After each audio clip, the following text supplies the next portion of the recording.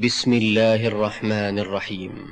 وما أرسلنا قبلك إلا رجالا نوحي إليهم فاسألوا أهل الذكر إن كنتم لا تعلمون.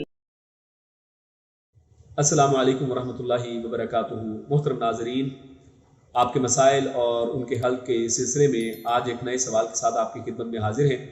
آج کا سوال ہے کہ جنات میں توالد و تناسل کا بیان۔ سوال کیا گیا ہے کہ کیا جنات میں شادی، بیاہ اور توالد و تناسل کا سلسلہ موجود ہے؟ قرآن و سنت کی روشنی میں اس کی وضاحت کیجیے۔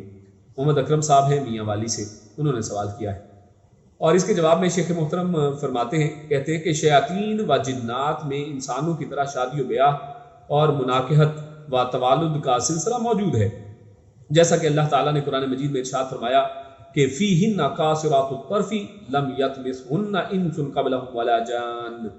سورۃ الرحمن آیت نمبر 56 میں اللہ فرماتا ہے کہ ان نعمتوں کے درمیان نیچی نگاہوں والی حوریں ہوں گی جنہیں جنتیوں سے پہلے کسی انسان یا جن نے نہ چھوا ہوگا۔ امام بغوی رحمہ اللہ نے معالم التنزیل جلد 4 صفحہ 275 پر لم یطمثہن کا معنی لکھا ہے کہ ان سے جنوں اور انسانوں نے کبھی بھی جماع نہیں کیا ہوگا۔ امام بیضاوی رحمہ اللہ نے اپنی تفسیر انوار التنزیل و اسرار التعویل جلد 2 صفحہ 556 پر لکھا ہے وفیہ دلیل علی ان الجن یطمثون، یعنی اس آیت میں اس بات پر دلیل ہے کہ جن بھی جماع کرتے ہیں۔ پس معلوم ہوا کہ انسانوں کی طرح جنوں میں بھی نکاح و جماع کا سلسلہ موجود ہے، اور شیطان کی اولاد و ذریت کا تذکرہ خود اللہ رب العزت نے قرآن مجید میں کیا ہے۔ ارشاد باری تعالیٰ ہے، اللہ فرماتا ہے وَإِذْ قُلْنَا لِلْمَلَائِكَةِ اسْجُدُوا لِآدَمَ فَسَجَدُوا إِلَّا إِبْلِيسَ كَانَ مِنَ الْجِنِّ فَفَسَقَ عَنْ أَمْرِ رَبِّهِ أَفَتَتَّخِذُونَهُ وَذُرِّيَّتَهُ أَوْلِيَاءَ مِن دُونِي وَهُمْ لَكُمْ عَدُوٌّ بِئْسَ لِلظَّالِمِينَ بَدَلًا۔ سورۃ الکہف آیت نمبر 50۔ اور جب ہم نے فرشتوں سے کہا کہ آدم کے لیے سجدہ کرو تو انہوں نے سجدہ کیا مگر ابلیس نے نہ کیا، وہ جنات میں سے تھا، اس نے اپنے رب کے حکم کی نافرمانی کی۔ کیا تم اس کو اور اس کی اولاد کو مجھے چھوڑ کر دوست بناتے ہو، حالانکہ وہ تمہارا دشمن ہے اور ظالموں کے لیے برا ہے بدلہ۔ اس آیت سے شیطان اور جنات کی ضروریت ثابت ہوتی ہے۔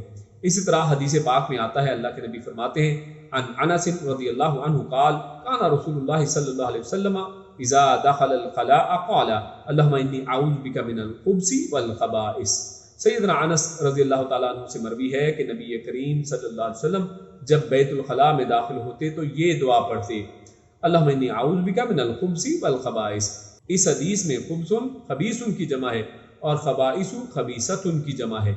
امام محمد بن اسماعیل الصنعانی لکھتے ہیں کہ یرید بالاول ذکور الشیاطین و بالثانی اناثہم، کہ پہلے خبث سے مراد مرد شیاطین ہیں اور دوسرے سے مراد شیاطین کی عورتیں ہیں۔ اس حدیث اور مندرجہ بالا آیات سے معلوم ہوا کہ مرد و عورت کا سلسلہ جنات میں بھی موجود ہے، اور وہ ایک دوسرے سے مباشرت و مناکحت بھی کرتے ہیں جس سے ان کا سلسلہ توالد قائم رہے۔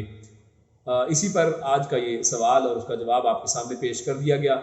انشاءاللہ ایک نئے سوال کے ساتھ کل آپ کی خدمت میں حاضر ہوں گے، تب تک کے لیے اجازت دیجیے، اپنا خوب خیال رکھیے۔ السلام علیکم ورحمۃ اللہ وبرکاتہ۔